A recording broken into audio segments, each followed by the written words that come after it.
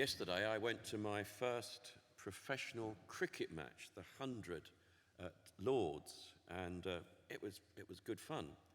We had a conversation during the course of the game, because there are sort of periods when you can have a conversation when you're watching cricket, when there doesn't seem to be very much happening. But we were saying, my friend was saying, that he thinks it should be banned that football happens when the cricket season is on. And I know some people take a view like that. But I must admit, with the World Cup now behind us, I'm rather looking forward to the start of the new Premier League season. It's just 3 weeks' time now. My seat at the G-Tech Stadium, home of Brentford Football Club, awaits me, and I'm looking forward to taking my 4-year-old granddaughter to her first game, a pre-season friendly the week before. I'm not sure what she's going to make of it, although she's rather taken with the female mascot, a bee called Buzzette. One of my favourite players is a young Italian of Nigerian descent called Michael Coyote. The crowd love him, and they sing a song which goes something like, Michael Coyote, Michael Coyote, he eats spaghetti, drinks Moretti, and hates Queen's Park Rangers. A strange song, you might say. And this loving is all very well, but there will come a time when he'll want to leave and play for a bigger, more famous team, if you can imagine such a thing. The thing is, Michael Coyote has a contract. It's worth something like £2.6 million per annum, and it was signed just last month. But if a player wants to leave, ultimately he will leave. Michael's contract is for another 6 years, but it's very unlikely that he will see this out in West London. The thing about contracts, as far as I understand them, is that they anticipate the possibility of their being broken. There will be a price to be paid, but contracts, especially footballers' contracts, seem to be made with the expectation that they are there to be broken. Some of you will remember that before we had gift aid, we had covenants, which meant that we had to promise to pay a certain figure to the church each year in order for the church to receive the income tax paid on that amount from HM revenue. Now that this mechanism for charitable giving has disappeared, covenants are largely consigned to what a person can and cannot do with a property on which a covenant has been imposed by a previous owner. Now, I don't know whether James will remember this, but from the time that he was a deacon at our church in Oxford, but we had an interesting decision to make relating to a covenant. We were approached by the trustees of a local village hall, which had once been a little village Baptist church, and they wanted a covenant lifted from their building.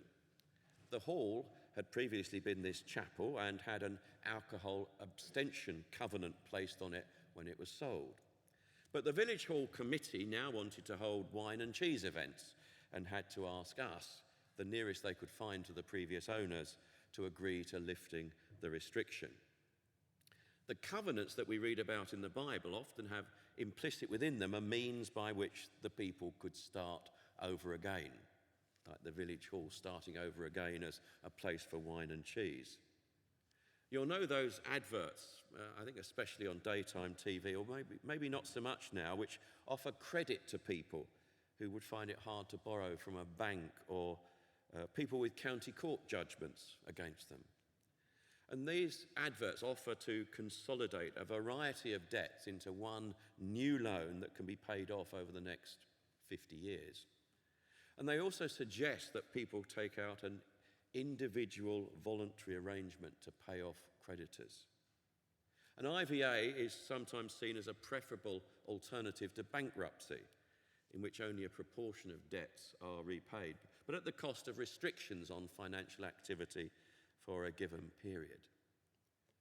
The first English bankruptcy law dates back to the time of Henry VIII. But debtors' prisons were still in use in the second half of the 19th century. Charles Dickens' father was imprisoned at Marshalsea for debt, and this seemed to have influenced a number of the plots for Charles Dickens' novels.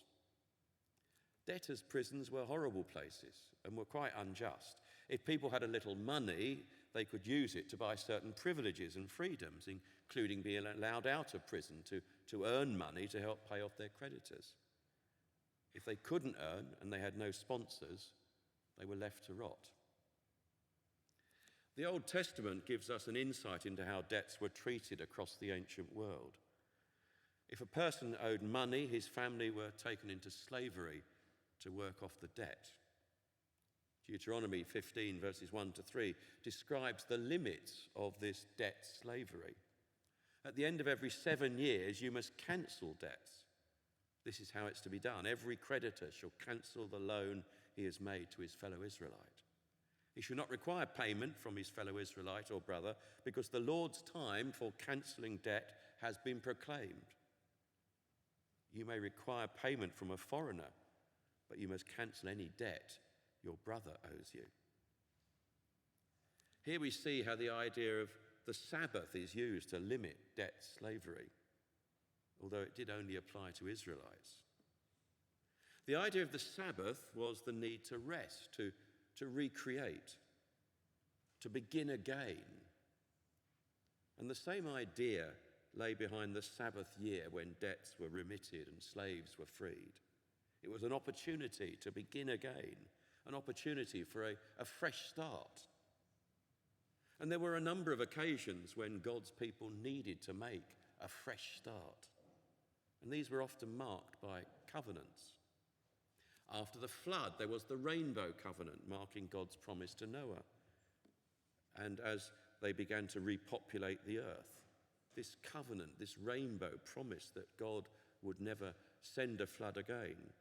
There was God's covenant to Abraham and his promise that Abraham would begin life again in a new land with a new family. God made a covenant with Israel at Mount Sinai as they re-entered the land that God had promised to Abraham. This was a new start for Israel. Having left the land that had been promised to them, they'd gone down to Egypt to escape one of the regular famines that caused people in that part of the world to become agricultural refugees. And now they were back where they belonged, back in the promised land. But this new start they had came with conditions. The God of Abraham, Isaac, and Jacob would be their God too. But if they were to be God's people, they must submit to God's law. By the point in Israel's history that we get to at the time of our reading, things had began to unravel in a big way for Israel. The majority of David and Solomon's kingdom had been overrun by the Assyrians, and it had become assimilated into their empire by the end of the 8th century. 130 years later, at the beginning of the 6th century BC, Jerusalem had been sacked. The temple was destroyed. Many of Jerusalem's citizens had been forcibly removed into exile in Babylon, and life was very different. So what on earth was God saying to the people in our reading from Isaiah chapter 55? We need first to understand what the earliest readers of this passage would have heard. The book of the prophet Isaiah is the first of the books of the major prophets in the Old Testament, and it's the longest.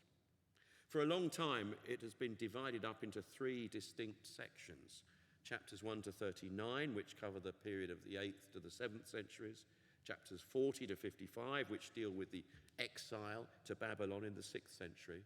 And then chapters 56 to 66, which is set against the end of the 6th century after the exile, when Israel had been restored to her land.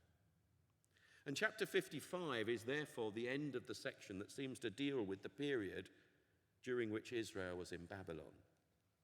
And the chapter begins in what would have seemed an extraordinary fashion to those who heard it by the river Tigris and Euphrates in that foreign city of Babylon. You remember, where they couldn't sing the Lord's song because they were in a foreign land. But then they hear these words, "Come, all you who are thirsty. Come to the waters. You who have no money, come, buy, eat. Come buy wine and milk without money, without cost." Why spend money on what's not bread and your labor on what doesn't satisfy? Listen to me and eat what's good, and your soul will delight in the richest of fare. Those are the sort of words that they might have expected to have heard in Jerusalem 20, 30, 40, 50 years before. But now, while in exile in a foreign country, you what? Back then in Jerusalem, before everything started to fall apart, the king's heralds would have proclaimed the king's invitation to his people on one day of the year when the poor of the land were honoured guests at the king's table. At this anniversary of the king's enthronement, he invited the common people, all of us, to come eat with him. Eat the sort of food to which they could never aspire in their ordinary lives. It was a royal banquet. But not on this occasion for the king and for his pals. No, on this one day in the year, there was a feast for people who seldom feasted. Now, you know, eating and drinking plays a big part in the events that are described in the Old and the New Testament. Neither food nor water could be taken for granted in those days, and the threat of drought and famine always haunted the lives of people in that part of the world. Water had to be drawn from wells for drinking, giving to cattle or for irrigating crops. Bread was baked, not bought, and broth was simmered for hours over a naked flame. It isn't surprising then that the actions of the Old Testament characters are shaped by the need they had to eat and drink. And half of the parables that Jesus told involved either food or food production. Israel's life was centered around eating and drinking. Every important occasion was time to stop work, to eat and drink together. And all of those happy times looked forward to the time when all God's people would gather with him at the banquet of the Messiah. But the location for that feast was Zion, not Babylon. So what did the people make of this call to feast in a foreign land ruled by a foreign king?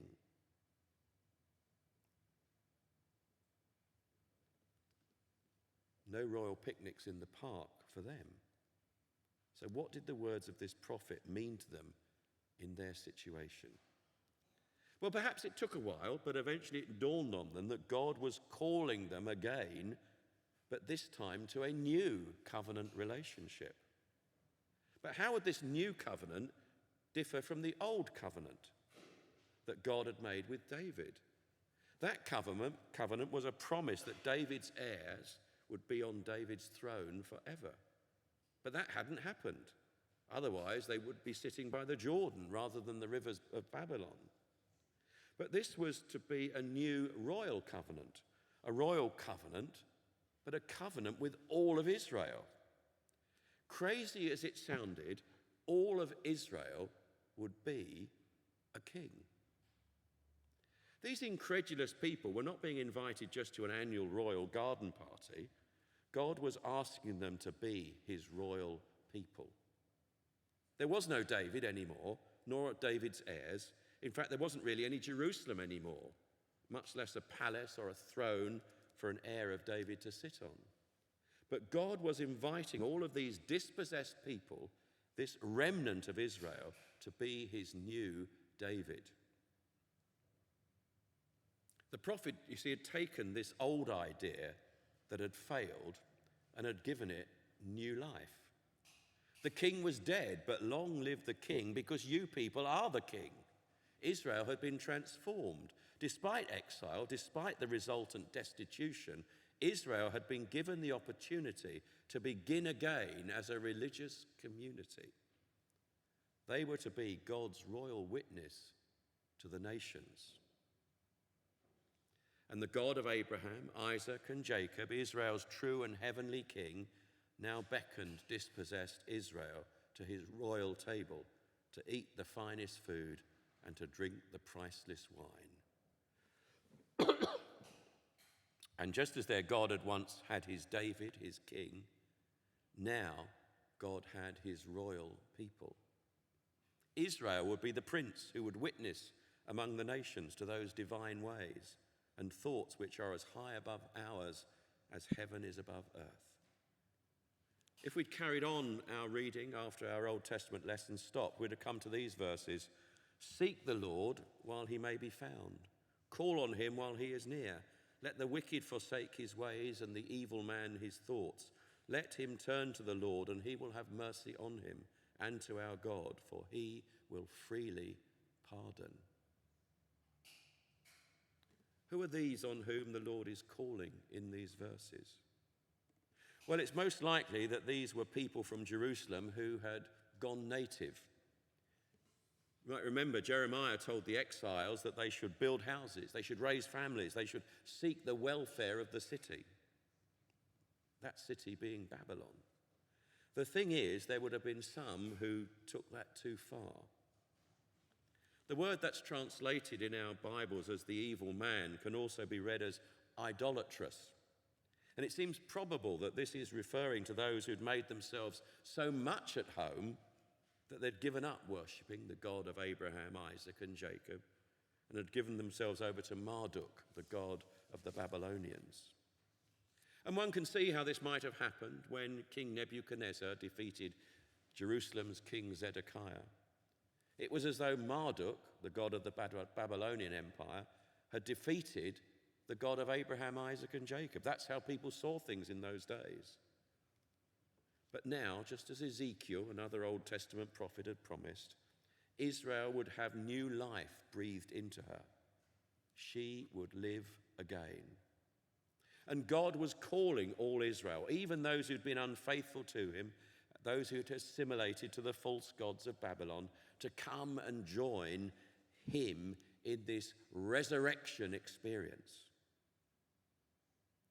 My thoughts are not your thoughts, neither are your ways my ways, declares the Lord.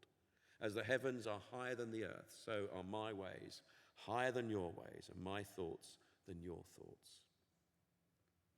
Some of those who'd remained faithful to God for all those years in Babylon, finding it hard to sing the songs of Zion, but still refusing to sing the songs of Marduk. They were jibbing at God's gracious acceptance of those who repented. It's as if they were saying, we've been working all day long, but these Johnny-come-latelys get the same reward as us. How can that be fair? Where else have we heard that refrain?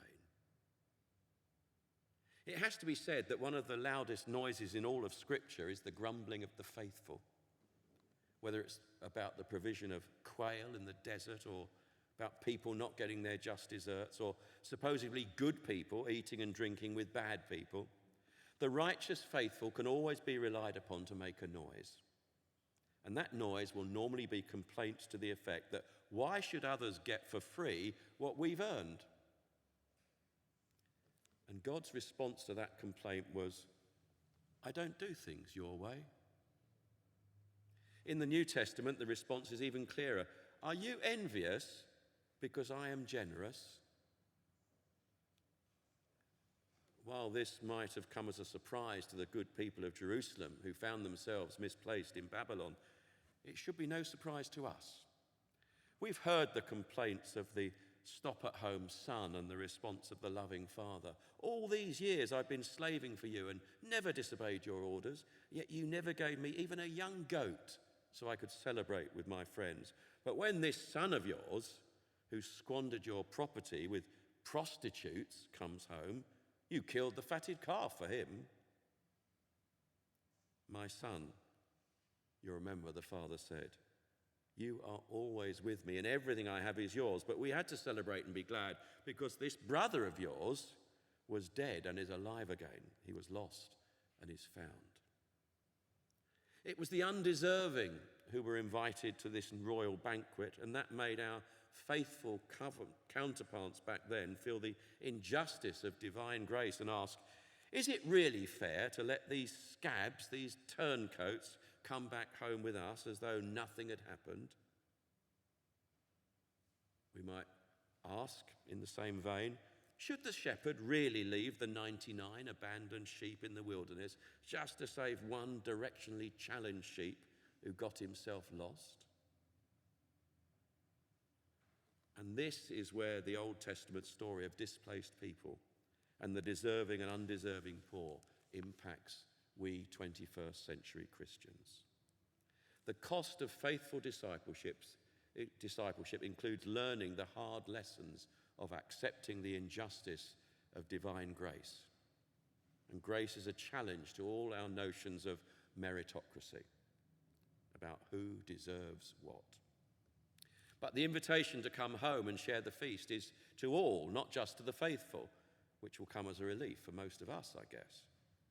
So hear again that invitation of the Lord. Lo, everyone who is thirsty, come to the waters, give ear and come to me. Hear me, that your soul may live. I'm going to finish by quoting from a blog that I just happened to come across this week. Jesus' message is clear, that when the kingdom of heaven arrives, things start to look a whole lot less fair. What was it Jesus said again? Something along the lines of, the first shall be last and the last shall be first. Oh, how something can sound wonderful, and still it stops us from coming out on top. It strikes me that this parable, the workers in the vineyard, is teaching us on two levels. Firstly, that the gospel is not underpinned by fairness, and thank goodness for that. Because do you know who hasn't earned what they've been given? Me.